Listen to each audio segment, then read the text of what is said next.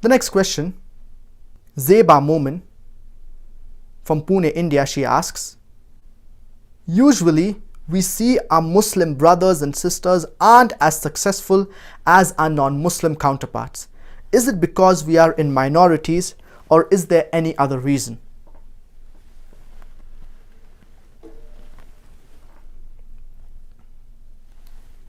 We Muslims, what is the reason that we are in this state? Our beloved Prophet Muhammad, peace be upon him, said, it is mentioned in a hadith, that the nations, they will call upon each other and they will set up against you, just like how the diners set on the food.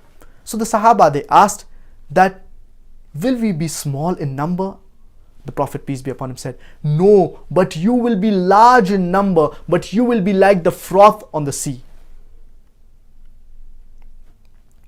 And Allah subhanahu wa ta'ala, He will remove the fear of you from the hearts of your enemies, and He will cast wahan in your hearts. The Sahaba, they asked, what is wahan? So our beloved Prophet Muhammad, peace be upon him, he said, Hubbud dunya wa karahiyatul maut, the love of this world and the hatred for death. Unfortunately, we love the life of this world, and many a times we tend to love the things in this world and we forget the home of the hereafter, which is eternal. The life of the hereafter, it is eternal, and that should be our prime focus. The ummah, it is in decadence. The Muslims are divided today. We are away from the teachings of the glorious Quran. Allah subhanahu wa ta'ala says in the glorious Quran in Surah Al Imran, chapter number 3, verse number 103, وَاعْتَصِمُوا بِحَبْلِ اللَّهِ جَمِيعًا وَلَا تَفَرَّقُوا, hold fast to the rope of Allah strongly and be not divided. The rope of Allah, it is the glorious Quran. We need to stick to the teachings of the glorious Quran. So this is very important. And along with that, we need to follow the sayings of our beloved Prophet Muhammad, peace be upon him. Our beloved Prophet Muhammad, peace be upon him, he said that I have left behind two things. If you stick to it, you will not go astray. And that is the glorious Quran and the authentic sayings of our beloved Prophet Muhammad, peace be upon him. If we stick to these two things, we Muslims, we will not go astray. We Muslims, we need to be united on the glorious Quran.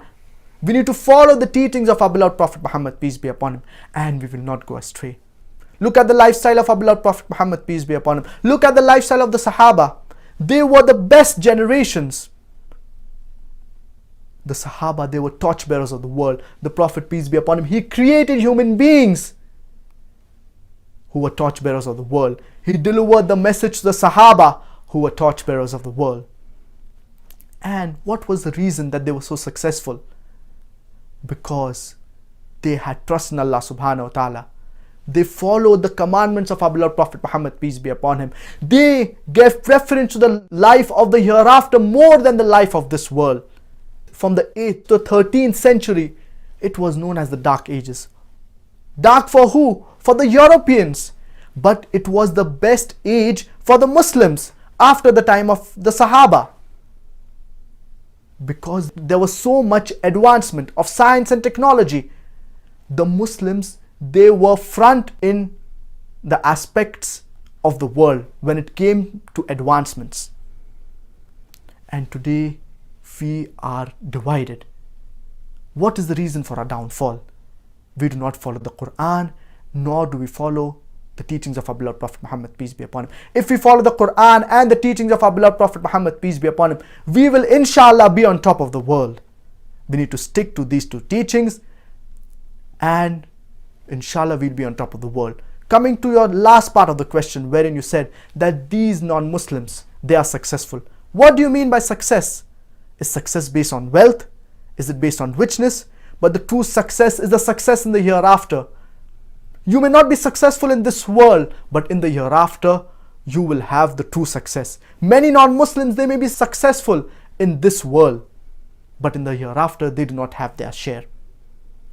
As Allah subhanahu wa ta'ala says in Surah Baqarah, chapter number 2, verse number 155, وَلَنَبْلُوَنَّكُمْ بِشَيْءٍ مِّنَ الْخَوْفِ وَالْجُوعِ وَنَقْصٍ مِّنَ الْأَمْوَالِ وَالْأَنفُسِ وَالثَّمَرَاتِ وَبَشِّرِ الصَّابِرِينَ. And we shall surely test you with something of fear and hunger and some loss of lives. So give glad tidings to those who patiently persevere.